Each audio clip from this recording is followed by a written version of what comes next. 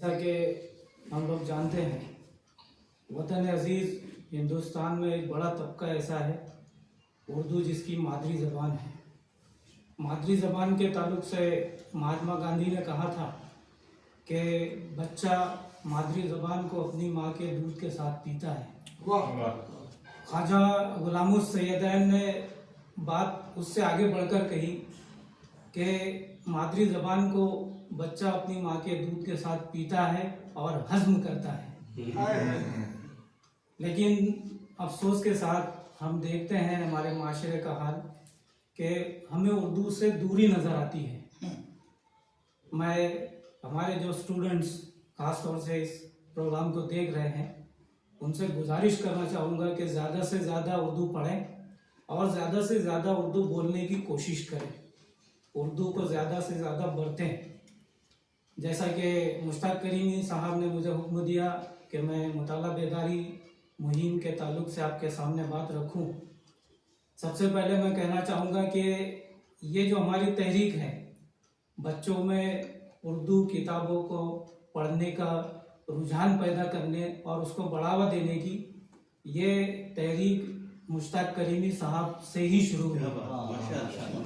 Doctor Abdul Karim सालार साहब ने उनके इस मिशन को आगे बढ़ाया। आज तक जलगांव ज़िले के मुख्तलिफ मकामात पर तकरीबन 35 मकामात पर हम ये प्रोग्राम ले चुके हैं।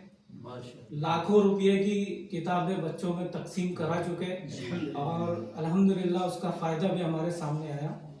इसके अलावा उर्दू अखबारात के तराशे जो हमें महसूस होता है कि बच्चों ने उनको पढ़ना चाहिए, वो तराशे भी उन तक पहुंचाए गए।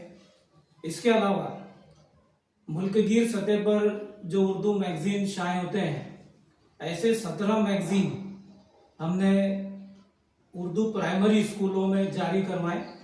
बाकायदा वो मैगज़ीन्स वहाँ पर पहुँचते हैं और वो वहाँ पर लाइब्रेरी पीरियड का एक कंसेप्ट हमने उनको दिया।